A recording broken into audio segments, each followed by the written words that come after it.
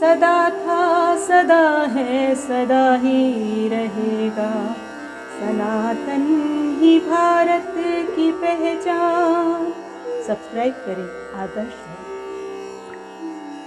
जय श्री कृष्ण मित्रों, आदर्श धर्म प्रश्नोत्तरी कार्यक्रम में आज का प्रश्न एक महान तपस्वी संत और हमारे पिताश्री के गुरुदेव स्वर्गीय स्वामी सर्वेश्वरानंद सरस्वती जी के शिष्य आचार्य पंडित हरिवंश शुक्ला जी हरदोई उत्तर प्रदेश ने पूछा है। उनका प्रश्न है कि भगवान श्री कृष्ण का ब्रिज की गोपियों से क्या रिश्ता था? क्या राधा जी सहित अन्य गोपियों से कृष्ण का एक प्रेमी और प्रेमिका वाला रिश्ता था? भक्तों, मेरा आप सभी से आग्रह है कि इन सभी प्रश्नों का उत्तर जानने के लिए कृपया पूरा वीडियो अवश्य देखें। उसके पश्चात अपने कमेंट अवश्य कीजिएगा। आज के वीडियो में कृष्ण जी से गोपिकाओं से कैसे वाला प्यार था और कैसे वाला प्यार इस कलयुग में बताया जा रहा है, इस पर चर्चा की जाएगी। भगवान श्री कृष्ण जब वृंदावन छोड़कर मथुरा में गए, उस समय उनकी आयु 11 वर्ष से कम थी, अर्थात वो किशोर अवस्था तक भी नहीं पहुँचे थे। फिर तरुण अवस्था में किए जाने वाले प्यार मोहब्बत में या आधुनिक प्रेमी प्रेमिका वाली प्रेम लीला में वो संबद्ध कैसे हो सकते थे? इस संबंध में जब भगवान कृष्ण ने मथुरा से अपने मित्र उद्धव को गोपिकाओं को निर्गुण ब्रह्म की उपासना करने के लिए समझाने के लिए भेजा था, तो जो गोपिकाएं बोलती हैं तो एक पद सूरदास जी का है, यह आपकी सभी शंकाओं का निवारण कर देता है।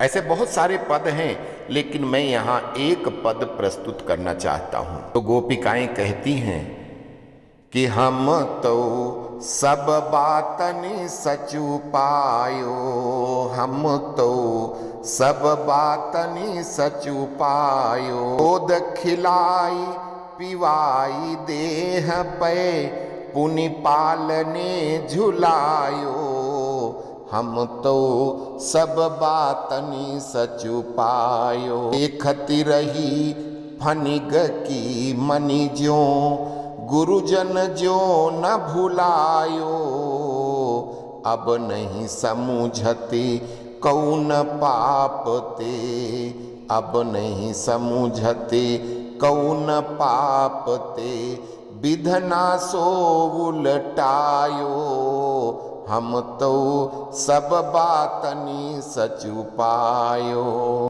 बिनु देखे पल पल नहीं छन छन, ये ही चित ही चायो, अब ही कठोर भये ब्रिजपति सुत, रोवत मुँह न धुआयो, हम तो सब बातनि सचु पायो, तब हम दूध दही के कारण, घर घर बहुत खिझायो, सो सब सूर प्रकट ही लाग्यो, योग गुरु ज्ञान पठायो, हम तो सब बातनि सचु पायो। गोपिकाएं कहती हैं कि हमें तो आपकी सारी बातें सच लग रही। देखो, वो कृष्ण जिनको हम गोद में खिलाते थे, अपना देह पे, पै का मतलब दूध, अपने देह का दूध पिलाते थे और फिर उनको पालने में झुलाते थे। जैसे नाग अपने मणि को देखता रहता है, वैसे हम उसको देखती रहती थी। मेरे हृदय में प्रतिमा है उनकी मंद मुस्कान वाली छवि, जिसको गुरुजन भी नहीं भुला सकते, वो हमारे हृदय में वास करती है। अब पता नहीं कौन सा पाप लग गया, विधाता ने हमारा भाग्य उल्टा दिया है। जिसको देखे बिना एक एक पल, एक एक क्षण गुजरता नहीं था, अब वो ब्रिजपति के, अर्थात ब्रिजपति कौन है? नंद, नंद बाबा के बेटे इतने कठोर हो गए कि वो कभी रोते हुए मुंह भी धुलाने नहीं आ जाते।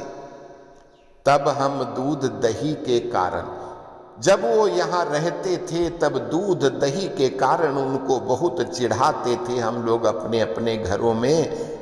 सूरदास जी कहते हैं वही कृष्ण वही कान्हा आज अपना योग गुरु मेरे पास भेज रहे हैं कि तुम निर्गुण ब्रह्म की उपासना करो। अर्थात भगवान कृष्ण को गोपिकाएं प्रेमी प्रेमिका वाला प्रेम नहीं करती थी, बल्कि मातृत्व वाला प्रेम करती थी। इस पद से यही सिद्ध होता है कि गोपिकाएं उनको बाल कृष्ण को याद करके रो रही हैं। गोपिकाओं को भगवान के बारे में ये पता चल गया था कि यह भगवान हैं, ये साक्षात नारायण हैं, इसलिए उनका मोह भंग नहीं हो रहा था। दूसरे पद में गोपिका कहती हैं कि तत्व ज्ञान बिनु मुक्ति नहीं है, वेद पुराण न गाए, वै अभिगत अविनाशी पूरन सब घट रहे समाये।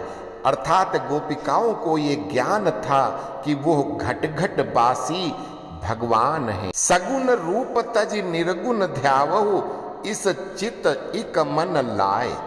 आप हमें सगुण रूप को त्याग करके निर्गुण जाप करने का संदेश दे रहे हैं, जो नहीं हो सकता, क्योंकि वह उपाय करे बिरह तरौ तुम मिलय ब्रह्म तब आए। ऐसा कोई उपाय करके ब्रह्म हमें नहीं चाहिए, हम तो कृष्ण का ही भजन करेंगे। अर्थात यहाँ पर उनका भाव भक्त और भगवान का प्रेम है। आगे देखिए हमारे शास्त्र क्या कहते हैं। उद्धव के प्रति जब राधा जी बोलती हैं उनका उपदेश सुनिए। राधा जी क्या कहती हैं, वासुदेवं परित्यज्य विषये निरतो जनः त्यक्त्वामृतं महामूढ़ो विषंभुक्ते निजेक्षया। हे उद्धव, जो जीव वासुदेव श्री कृष्ण को छोड़कर विषयों में लगा रहता है, वह महामूढ़ अमृत को त्याग कर स्वेच्छा से मानो विष पान कर रहा है। कस्य स्त्री कस्य वा पुत्रः कस्य चा बांधवास्तथा औ कहा कस्य बंधुर विपदि श्री कृष्णे न बिना भुवि। श्री कृष्ण के बिना इस संसार में कौन किसकी स्त्री, कौन किसका पुत्र, कौन किसका आपत्ति में बंधु। अर्थात हर स्थिति परिस्थिति में एकमात्र सर्वेश्वर श्री कृष्ण ही सब कुछ हैं। आगे राधा जी कहती हैं कि कालस्य तरणोपायं भजनं परमात्मनः आनंदम अनंतस्य परिपूर्णतमस्य च।